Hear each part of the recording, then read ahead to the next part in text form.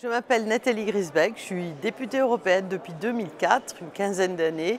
Je suis élue dans la circonscription qu'on appelle Est de la France, Bourgogne, Franche-Comté, Alsace, Champagne-Ardenne et Lorraine.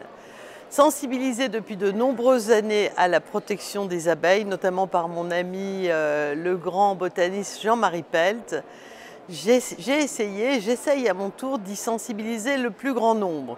Comme vous le voyez, mon abeille, alors il y a un éléphant, mais il y a aussi une touche concernant les abeilles, ce dont je m'occupe le plus possible chaque fois que je le peux auprès du grand public. En effet, à côté des commissions parlementaires dans lesquelles s'effectue le travail législatif, à proprement parler, le contrôle de la commission, les textes normatifs, différents que j'ai portés dans le domaine de la justice, présomption d'innocence, règlement gel et confiscation des biens du crime, présidence de la commission terroriste. J'ai choisi d'être membre aussi de plusieurs groupes de travail qui réunissent des députés de différentes sensibilités politiques et qui travaillent sur des causes qui sont communes et qui nous tiennent à cœur. Ainsi, le groupe Apiculture et Santé des abeilles est important, particulièrement important pour moi, parce que la problématique de la disparition des abeilles est à mes yeux pas assez connue.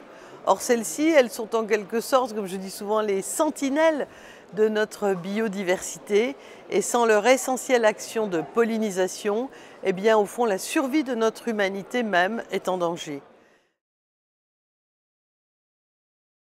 L'une des actions concrètes de ce groupe de travail est chaque année d'organiser la semaine des abeilles, la Bee Week, et de l'organiser au cœur du Parlement européen.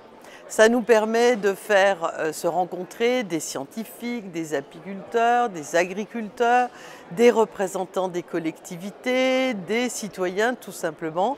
Et c'est un moment d'échange et de rencontre qui est essentiel.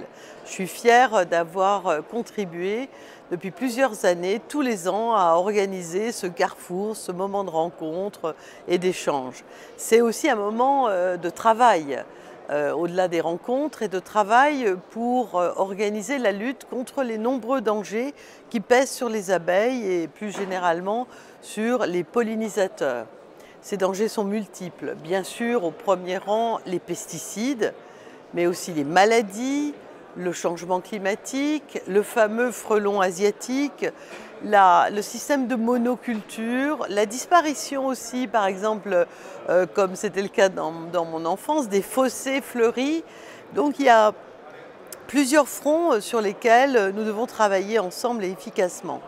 J'invite chaque année à cette semaine des apiculteurs et aussi donc des agriculteurs, j'invite ces différents horizons venant de la circonscription Est, ainsi que des représentants des collectivités territoriales qui font aussi beaucoup aujourd'hui en matière de protection des abeilles. Ça peut paraître anecdotique, mais les échanges, surtout entre les agriculteurs et les apiculteurs, sont au fond assez rares. Ils se regardent en chien de faïence et il est assez rare qu'ils travaillent ensemble. Et je crois qu'il faut que ça change parce que la coopération, la connaissance des besoins et des impératifs des uns comme des autres est quelque chose de bénéfique pour tous, mais aussi de constructif. Ainsi, par exemple, un agriculteur que je connais de la Marne depuis de nombreuses années, j'avais décidé de l'inviter sur la Bee Week de 2017 et alors qu'il était assez, il venait un peu en traînant des pieds, il a découvert lors de cette semaine des abeilles ce qu'il pouvait entreprendre pour protéger les abeilles et ce que cela aussi pouvait apporter à ses cultures. Lorsqu'il est revenu en 2018, on a fait le bilan et suite à la semaine des abeilles, il a ainsi lancé des coopérations avec des apiculteurs de sa région. Il a installé bien sûr des ruches aux abords de ses champs et surtout il a commencé à modifier sa façon de voir les choses et comme c'est un gros agriculteur de la Marne, il est en lien avec ses collègues et amis qui sont aussi des paysans. Et il a lui aussi essaimé, il a pollinisé sur son champ d'action. Alors de manière plus générale, au-delà en fait du cas spécifique de cet agriculteur, il y avait plusieurs raisons aussi de se réjouir des avancées des dernières années. Très important, l'interdiction l'année dernière par la Commission européenne de 3 néonicotinoïdes, ces fameux pesticides tueurs d'abeilles, et je me suis ainsi engagée publiquement dans ce sens depuis de nombreuses années. Ensuite, je suis très satisfaite de l'adoption par le Parlement européen en mars 2018 d'un rapport très ambitieux sur les défis du secteur apicole et les réponses que l'Europe peut y apporter. C'est un rapport d'initiative qui est un pas important dans la reconnaissance au niveau européen de l'importance du secteur apicole, des défis auxquels il est amené à faire face et auxquels il doit faire face, à l'instar par exemple de la diminution de la production de miel et d'un élément que les gens ne réalisent pas toujours mais qui est en progression, malheureusement, mais dont il faut prendre conscience, des importations de miel qui sont de plus en plus élevées. Et aussi, j'ajouterais, de cette espèce de décalage aujourd'hui dû au fait qu'on produit plus de miel dans les villes que dans les campagnes. Il y a quand même là quelque chose qui pose un questionnement qui est assez facile à comprendre. Et puis, il y a aussi la réflexion sur le rôle indispensable des apiculteurs, tout simplement dans la protection des abeilles, de la poursuite du travail admirable qu'ils font en tant qu'apiculteurs. Et tout cela permet au Parlement, sur la base du constat des difficultés rencontrées, mais aussi des apports de la pollinisation à la biodiversité et à la production agricole, de formuler des recommandations en matière de soutien de l'Union au secteur apicole.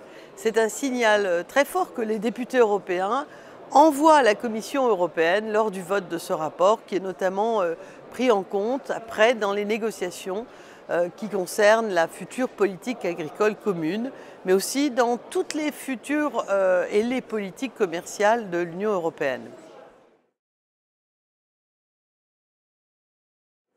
Je me réjouis aussi du lancement en juin 2018 de la première initiative européenne pour les pollinisateurs, qui vise à donner un cadre à la lutte contre le déclin des populations d'insectes pollinisateurs, ainsi qu'à coordonner, c'est très important, les politiques publiques dans ce domaine au niveau européen. Parce qu'évidemment, les abeilles ne connaissent pas de frontières. Et c'est une première. Je suis persuadée aussi que cette coordination au niveau européen sera efficace, essentielle aussi, au regard de toutes les multiples initiatives locales, souvent isolées, qui existent dans les territoires. Et comme cette stratégie ne peut se faire sans l'engagement des citoyens, la Commission européenne a mené de janvier à avril 2018 toute une consultation, une vaste consultation publique sur le déclin des pollinisateurs auquel 66 000 citoyens ont participé.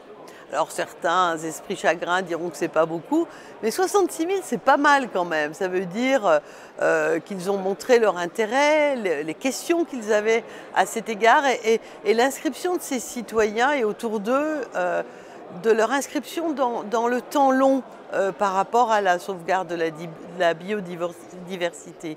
Donc je suis convaincue que nous prenons enfin à bras-le-corps ce problème de la santé et de la mortalité des abeilles. Et je suis fière que l'action de notre groupe de travail y ait contribué.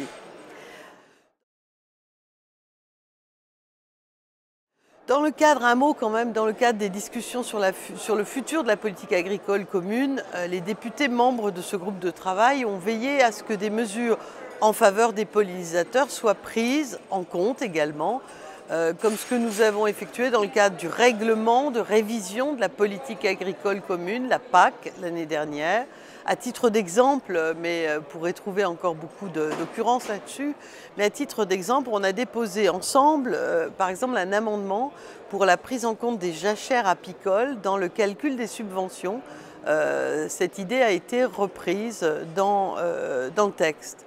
J'ai aussi suivi avec intérêt la proposition de mise en place d'un indicateur des pollinisateurs, c'est-à-dire la mise en place d'un système qui permet à la fois de disposer au niveau européen de données sur les pollinisateurs, tout en permettant d'en tirer des conclusions sur l'état des cultures et la pollution dans un territoire donné. Cela revient à donner officiellement aux pollinisateurs le rôle, cette fois, de sentinelle de la biodiversité. N'étant cependant pas membre de la Commission de l'agriculture, je ne prends pas part actuellement aux négociations qui sont en cours, mais je les suis évidemment comme tous les citoyens européens.